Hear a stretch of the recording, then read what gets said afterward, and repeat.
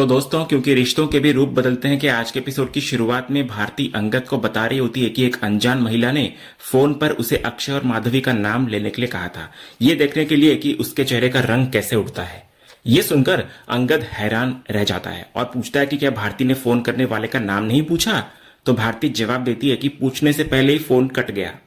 तभी अंगद इस बात को ये कहकर टालने की कोशिश करता है कि लोग आजकल कुछ भी बोलते हैं, और फिर वो जल्दबाजी में फैक्ट्री जाने के लिए वहां से निकल जाता है। अगले सीन में वृंदा अपने कैबिन में आती है तो देखती है कि विक्रांत, कृपा और सुरेश तीनों छानबीन में लगे हुए होते हैं। तो वो गुस्सा हो जाती है और पूछती है कि बिना परमिशन के वे उसके कैबिन में कैसे घुसे। तो सुरेश बहाना बनाता है कि वे श्रेष्ठा कोऑपरेटिव बैंक की कुछ गुम हुई फाइलें ढूंढ रहे थे। तभी विक्रांत बीच में आकर कहता है कि इसमें सुरेश और कृपा की कोई गलती नहीं है, क्योंकि उसने ही उन्हें बुलाया था। फिर वो सुरेश और कृपा दोनों को बाहर जाने के लिए कह देता है।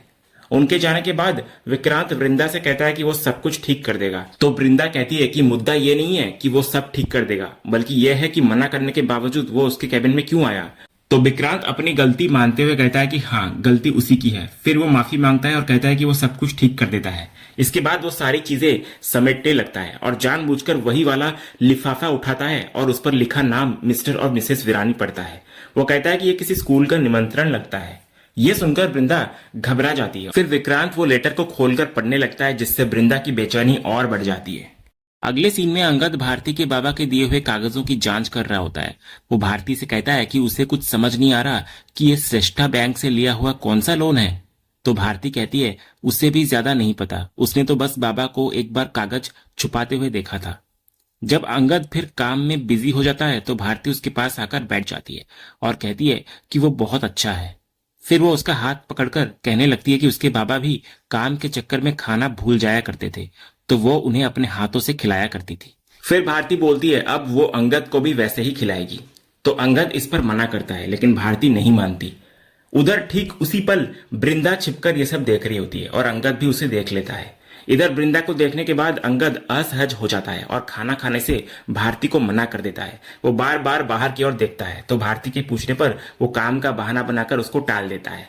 वो कहता है कि ये बीकू दादा के जरूरी दस्तावेज हो सकते हैं, इसलिए उसको ध्यान से देखना होगा।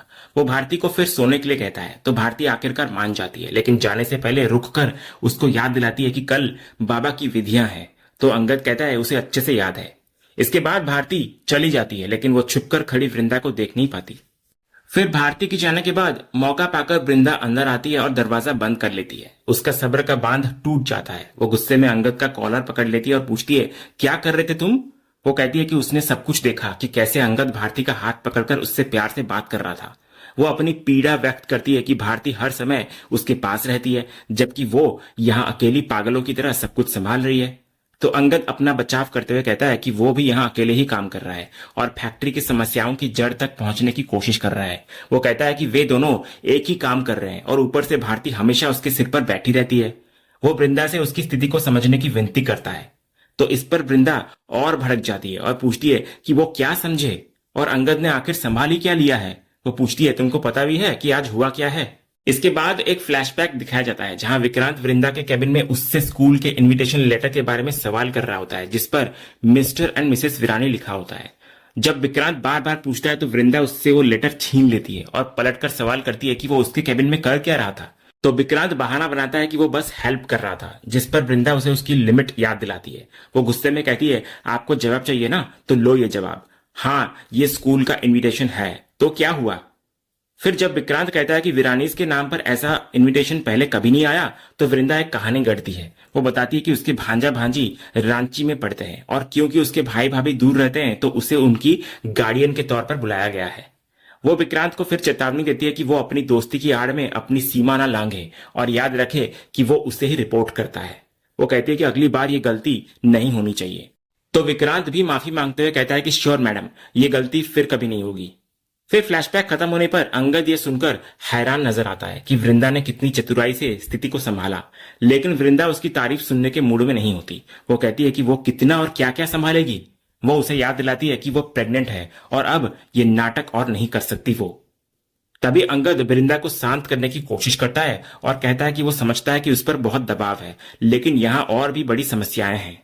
वो उसे बीकू दादा के दिए हुए कागज दिखाता है जिसमें लिखा है कि उनकी कंपनी पर 25 करोड़ का लोन है और उस पर उसके पिता के जाली हस्ताक्षर है, यानी कि मिहिर के। वो कहता है कि ये एक बहुत बड़ी समस्या है क्योंकि उसके पिता ने ऐसा कोई लोन लिया ही नहीं है।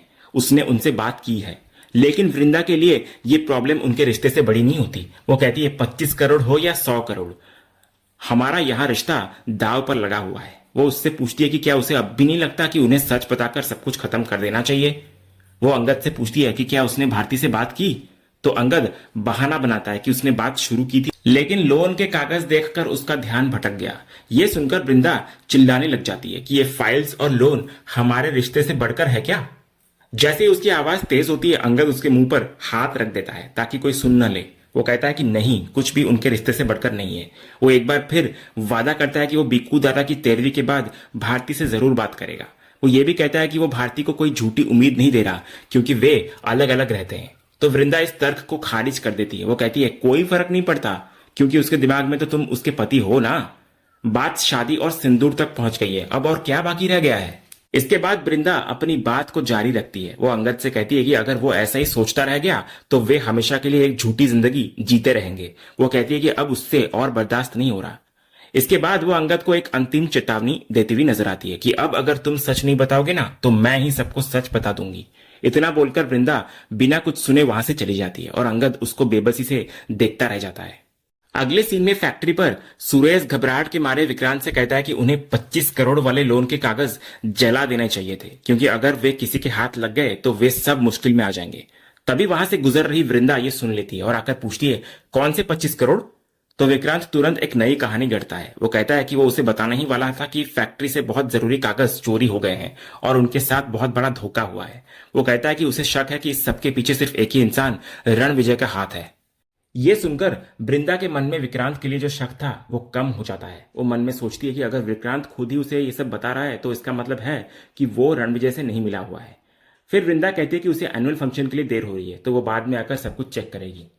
फिर वृंदा के जाने के बाद सुरेश विक्रांत से पूछता है कि उसने सारा इल्जाम बड़े साहब रणविजय पर क्यों डाल दिया। वो कहता है कि अगर उन्हें पता चला तो हम में से कोई नहीं बच सकता। तो विक्रांत मुस्कुराकर एक चौंकाने वाला खुलासा करता है कि मरा हुआ हमें क्या मारेगा। वो कहता है कि रणविजय मर चुका है। वो बताता है कि उसे उसकी एक्स वाइफ यानी वीरानी की बेटी नहीं मारा है। फिर विक्रांत अपनी योजना समझाता है कि अब तक के सारे पाप रणविजय के सिर पर डाल दिए जाएंगे और वे सब पाक साफ हो जाएंगे। वो ये भी कहता है कि जरूरत पड़ी तो वे वृंदा मैडम को भी फंसा सकते हैं। जब कृपा इधर वृंदा की प्रेगनेंसी का मुद्दा उठाती है तो विक्रांत कहता है कि वो खुद स्कूल जाकर देखेगा कि आखिर कौन से भतीजे और भतीजी हैं जिनके फंक्शन में मैडम गई हैं। दूसरी तरफ अंगद बैग लेकर कहीं जाने की तैयारी कर रहा होता है तो भारती उसको रोककर पूछती है कि वो कहां जा रहा है। तो अंगद टाल मटोल करते हुए कहता है कि वो रास्ते में फोन करके बताएगा क्योंकि उसे रांची किसी जरूरी काम से जाना है। तो भारती फिर उसको याद दिलाती है कि आज बाबा की विधि है जिसके लिए पंडित जी ने मुहूर्त दिया है। वो पूछती है कि वो ऐसे कैसे जा सकता है। तो अंगद कहता है कि उसे याद है लेकिन काम बहुत जरूरी भी है। वो कहता है कि अगर वो समय पर नहीं आ पाया तो नंदू भैया विधि में बैठ जाएंगे। तो भारती नाराज होकर कहती है कि उसके होते हुए नंदू क्यों बैठेगा। तो अंगद फिर से काम की अर्जेंसी का बहाना बनाकर और जल्दी लौटने का वादा करके वहां से भाग जाता है। तो भारती अकेली खड़ी सोचती है कि बाबा की विधि से जरूरी इसके लिए क्या हो सकता है। अगले दृश्य में वृंदा स्कूल पहुंचती है। सिक्योरिटी गार्ड उससे उसका नाम पूछता है जिस पर वो कहती है मिसेस वीरानी। इसके बाद वो रजिस्टर पर साइन करके अंदर चली जाती है। फिर वृंदा के स्कूल में प्रवेश करने के ठीक बाद विक्रांत भी वहां पहुंच जाता है। वो वृंदा को अंदर जाते हुए देखता है और इधर सिक्योरिटी गार्ड उसे रोक लेता है और उसका नाम पूछता है। तो विक्रांत कहता है कि वो वृंदा वीरानी का मेहमान है और उसे अंदर जाना है। तो गार्ड उसको कहता है कि अभी गेस्ट का अंदर जाना मना है क्योंकि वृंदा जी तो अपने बच्चों से मिलने आई है। वो कहता है कि यहाँ सिर्फ पेरेंट्स की एंट्री है और मेहमानों को ऑडिटोरियम के गेट पर इंतजार करना होगा जहां से प्रोग्राम शुरू होने पर उनकी एंट्री होगी। तो विक्रांत मन ही मन गार्ड को कोसता है कि उसने उसे रोक लिया वरना उसे सब कुछ पता चल जाता। लेकिन वो फिर भी सच जानने के अपने संकल्प पर कायम रहता है और ऑडिटोरियम की तरफ निकल जाता है। फिर थोड़ी देर बाद अंगद भी टैक्सी से वहां पहुंचता है। गार्ड से नाम पूछने पर वो अपना नाम अंगद वीरानी बताता है और रजिस्टर पर साइन करता है। तब गार्ड उसको बताने लगता है कि उनके कोई गेस्ट आए थे जिन्हें उसने ऑडिटोरियम के गेट पर इंतजार करने के लिए कहा है। तो अंगद ये सुनकर हैरान हो जाता है क्योंकि उनके तो कोई मेहमान थे ही नहीं। वो गार्ड से ऑडिटोरियम का रास्ता पूछता है और ये देखने के लिए चला जाता है कि वो अनजान मेहमान कौन है। इसके बाद ठीक उसी समय भारती भी एक ऑटो से वहां पहुंचती है। वो अंगद को देखकर छिप जाती है और सोचती है कि अंगद का यहाँ क्या जरूरी काम हो सकता है। वो उसका पीछा करने का फैसला करती है। उधर अंगद ऑडिटोरियम के गेट पर पहुंचता है और वहां मौजूद लोगों में से उस अनजान मेहमान को ढूंढने की कोशिश करता है, लेकिन उसकी नजर सामने खड़े विक्रांत पर नहीं पड़ती, जो थोड़ा दूर खड़ा होता है। इसके बाद जब सब लोग अंदर जाने लगते हैं, तब अचानक अंगद की नजर विक्रांत पर पड़ जाती है। तो विक्रांत को वहां देखते ही वो तुरंत भागकर छिप जाता है और सोचता है, ये आदमी यहाँ क्या कर रहा है? लगता है यही आया है वृंदा का गेस्ट बनकर। ठीक उसी समय भारती, जो अंगद का पीछा कर रही थी, उससे छिपते हुए पीछे से देख लेती है। वो भी हैरान होकर सोचती है कि अंगद यहाँ कर क्या रहा है और विक्रांत सर भी यहीं पर है। उसे समझ नहीं आता कि आखिर चल क्या रहा है। दूसरी तरफ विक्रांत भी अपने आप से बात कर रहा होता है। वो संकल्प लेता है कि यहाँ जो भी चल रहा है वो उसका पता लगाकर रहेगा, और ये मिस्टर वीरानी कौन है ये सच भी वो सामने लाकर ही रहेगा। और इसी सीन के साथ आज का ये एपिसोड यहीं पर खत्म होता है। तो दोस्तों, आपको आज के एपिसोड का अपडेट कैसा लगा? अपनी राय हमें कमेंट बॉक्स में जरूर बताएं। अगर आपको आज का ये वीडियो पसंद आया हो तो वीडियो को लाइक और शेयर जरूर करें, और ऐसे ही लेटेस्ट एपिसोड के अपडेट्स जानने के लिए हमारे इस चैनल को सब्सक्राइब करना ना भूलें और बेल आइकन को भी जरूर दबाएं। हम मिलते हैं अगले एपिसोड के अपडेट के साथ। तब तक के लिए धन्यवाद।